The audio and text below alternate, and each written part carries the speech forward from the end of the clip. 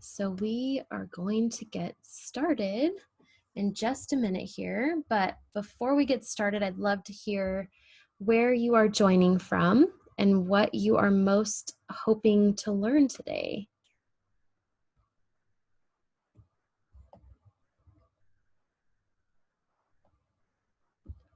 I'm just pulling up my notes here to make sure I get everything out to you. If you look at the bottom of your screen, there's a little chat bubble that will allow you to interact with me during our call today. We're going to keep this short and sweet because I don't want to waste anybody's time, but I do want to get all of this information over to you today. So, if you are always exhausted and you're looking to get your energy back so that you can enjoy your family, then I'm going to quickly show you just over the next 10 to 15 minutes or so how you can beat fatigue with the energy regulating protocol. So again, before we get started, I want you to go ahead and drop in the comments some of the things that you have tried to boost your energy. I know for myself, when I was really struggling with my hormones, I was drinking a lot of coffee, a lot of sugar, a lot of carbohydrates to get me that quick energy, and it always backfired. So I'd love to hear in the comments what you have tried. It looks like, yep, we've got some Red Bull in there. We've got some coffee, 5 or 6 cups of coffee a day. Yep, I can totally appreciate that. Okay, all right. So if you've tried working out more to get your energy back or upping your caffeine intake to get your, to boost your energy throughout the day, but you're still left feeling that afternoon slump, or like no matter how many hours of sleep you get, you still feel like you're getting those plateaued results, then the problem isn't necessarily, oops, hang on here.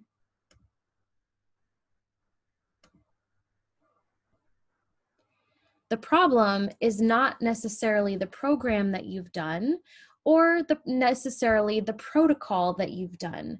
The problem is that there is a disconnect between your gut and your brain connection and your ability to turn food into energy. So, but here's the thing, if you do the energy regulating protocol, it will give you that sustained energy so that you're not always chasing the next caffeine hit, and then you'll be able to keep up with your family and your job again. Let me know in the comments, who does that sound like it's good for? Angie says yes.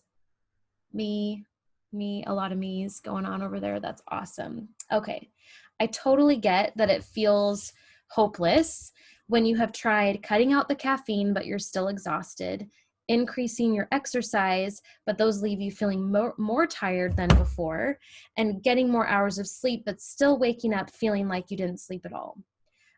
Which of those in the comments, I want you to let me know which symptom resonates with you the most. Like, which one are you like, yes, that's me? Waking up feeling tired. Okay. Hitting that afternoon slump. Yep. Okay. Feeling fatigued even in the afternoon, even if you've gotten 8 hours of sleep. Okay. I get it. Or getting more hours of sleep, but yeah, feeling like you didn't get any rest at all. And all of that effort and time that you put into it brings you right back to square one, and that can feel really frustrating. Can anybody here relate to this? Yep, lots of me's in the comments over there. You are not alone, ladies. Okay, so we are going to dive into the same strategies that all of the successful busy women in my program use. So the dozens of women that I have helped overcome their fatigue, even when life keeps adding more to their plate. So first and foremost, if you don't know me, my name is Andrea Jones. I am a registered nurse with my bachelor's of science in nursing. That means that I got to nerd out for 4 years on all the science facts that my brain could handle. And I spent about 12 years of my career working in acute care and intensive care settings, working with mainly in pediatrics, but towards the end of my career, I started working with adults as well. And now I have the privilege of getting to work with women to balance their hormones. I love solving complex problems in very creative ways, and it's a privilege of mine that I get to do that on a daily basis. So here's what you need to do to balance your energy. Balance your energy by teaching your gut and your brain to communicate again and convert your food into energy your body can actually use. So a lot of women don't realize that they actually have a physiologic obstacle to getting their energy in balance. So this is when you've tried caffeine, you've tried all the supplements, and your energy is still really low. Physiologic obstacles can be infections such as Epstein-Barr virus, which can attack your thyroid, strep, previous strep infections, Lyme disease, mold infections, past or present. Inflammation from a standard American diet. All of those things can cause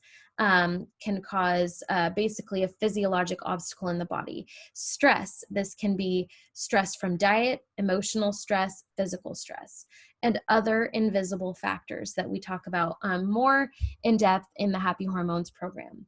So this works because it's actually partnering with your body to facilitate sustained energy all day long by removing those physiologic obstacles that are making it impossible for your body to convert food into energy. Get that energy into the right organs so that you can feel great all month long. So who here has ever been on birth control? Let me know in the comments. That was me. Taken ibuprofen or other pharmaceutical meds? Yep. Or been on a standard American diet? Okay. All of these things have a huge impact on your gut and therefore impair your gut's ability to communicate to your brain. So it's really important that we deal with those underlying root causes or those underlying physiologic issues that are keeping you stuck. So let's get into the specifics.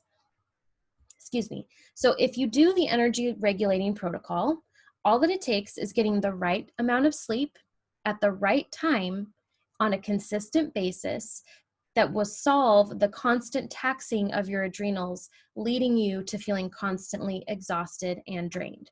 So this means, I know many of you moms out there are probably like, what is she talking about? Like, my kids don't sleep consistently. And I get it. Like, we don't have to be perfect to make progress, okay? But being consistent and being willing to address some of the reasons why we're not getting great sleep can cause a big issue. So this means what we have to do is focus on what we are doing during the day to help facilitate getting those hours of sleep in. So how many of you start the day with the intention of going to bed at 9:30 or 10 o'clock, and before you know it, we didn't get anything done that needed to get done. We hit the pillow with that running task list running through your head. Has anybody else experienced that, or is that just me? Yeah, I didn't think so. I didn't think it was just me. Yes, we are all on the same page here. Okay. So we actually have to make adjustments to how we are managing our day so that we can prioritize sleep at night. And when we do that, when we simultaneously manage our stress and our energy throughout the day, it helps our nervous system to actually shut down at night. So this is why sleep is considered a 24-hour cycle, because what we do during the day directly impacts how we're going to sleep at night, okay? Did you know that getting the same number of hours of sleep each night, but at the wrong time, can massively mess with your hormones, leading to worsened fatigue in the long run? So take, for example, night shift workers who are estimated to lose 15 years off of their life simply by sleeping at the wrong time. It's one of the reasons I got out of night shift. This is because getting the right sleep at the right time supports your nervous system, and all of your other organs are relying on communication from your nervous system that happens while you're sleeping. So both of which the nervous system and the immune system are communicating with your hormones. And for women, our hormones are made to preserve and protect our life and longevity. So getting really good sleep is really important. So the actual number of hours of sleep for you to feel your best will vary a little bit from person to person. But if no matter how many hours of sleep you get or what time you get to bed, you're still feeling fatigued, then that lets us know that the issue is not sleep per se, but likely an issue with your gut and your liver function. So has anybody else experienced that where they are getting the right number of hours of sleep, but no matter how much they sleep, they're still exhausted? Okay. Okay. So then this protocol also focuses on eating energy restoring foods versus eating energy depleting foods like sugar.